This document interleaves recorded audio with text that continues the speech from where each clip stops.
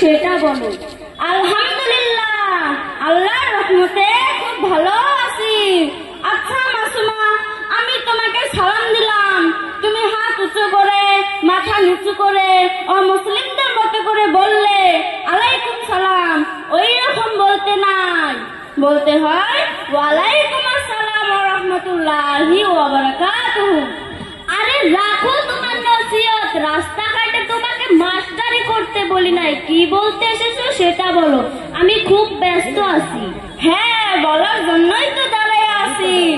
আচ্ছা মাসুমা, এত রোদের সময় হাতে ব্যাগ নিয়ে মুখে মেকআপ করে হাতে ঘড়ি নিয়ে এত তাড়াতাড়ি কোথায় যাচ্ছ? কেন তুমি জানো না আজ শুক্রবার, তাই পীর বাবার মাজারে তেল পানি নিয়ে যাচ্ছে।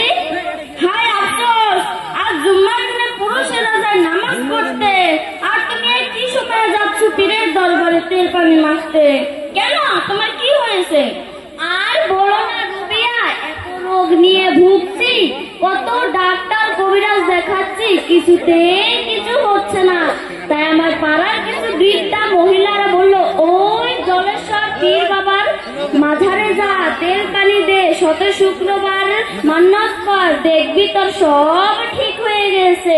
তাই আমি 5 শুক্রবার গিয়েছি, আর 2 শুক্রবার যাব।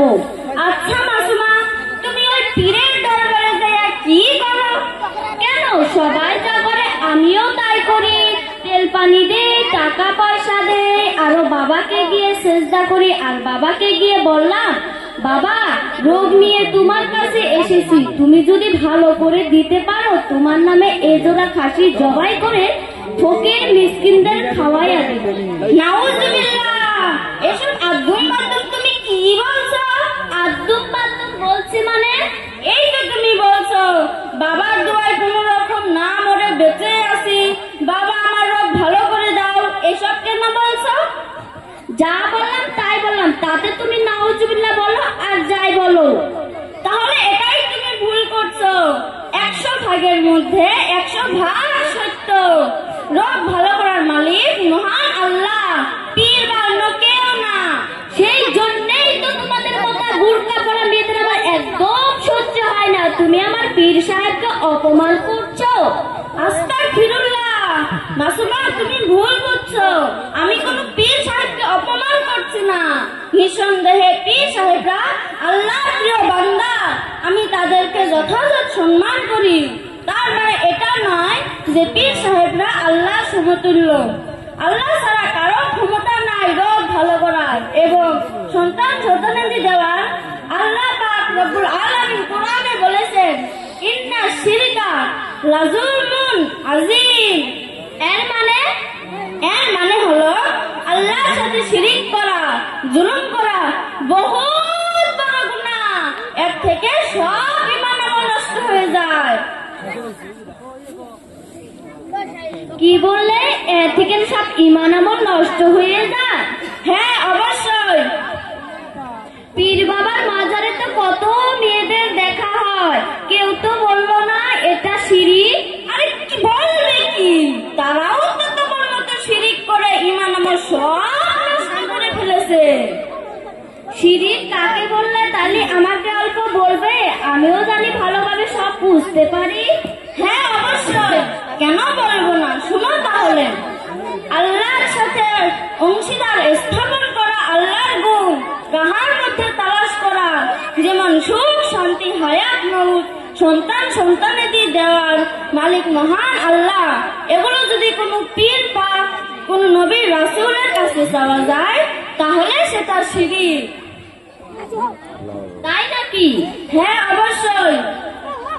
হুজুর সাল্লাল্লাহু আলাইহি ওয়াসাল্লাম বলেছেন, আল্লাহ ব্যতীত কাহারো নামে জীব জন্তু জবাই করা হারাম। কোন দেব দেবী নবী রাসূল পীর ওলির নামে মাংস খাওয়া হারাম। কবি বলেন, খোদার সাথে শিরিককারী শুনো মুসলমান, শেষ বিচারের ঠাঁই হবে সোজা জাহান্নাম। আচ্ছা রুবিয়া, তাহলে তো জীবনে আমি অনেক গুনাহ করেছি। হ্যাঁ অবশ্যই, আমি সেটাই তো তোমাকে বোঝাচ্ছি, তুমি শিরিক বেদাতে ডুবে আছো।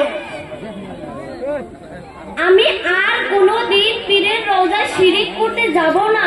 আগে যদি জানতাম এটা শিরিক, তাহলে পীরের রোজায় আর কোনোদিন আমি যেতাম না।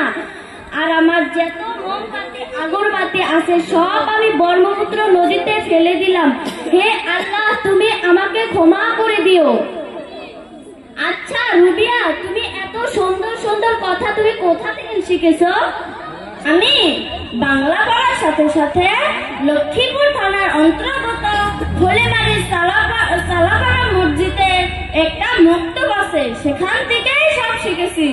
আমাদের হুজুর ইসলামিক বিধিবিধান সম্পূর্ণরূপে ভালোভাবে শেখান। আচ্ছা রুবিয়া, তাহলে তো আমি জীবনে অনেক গুনাহ করেছি, এখন আমার কি হবে? মাসুমা, তুমি আল্লাহর কাছে তওবা করো, আর দেখবে আল্লাহ তোমার সব গুনাহ মাফ করে দিয়েছে। তাহলে তওবা পড়া আমাকে শেখাও। আচ্ছা বলো, লা হাওলা ওয়ালা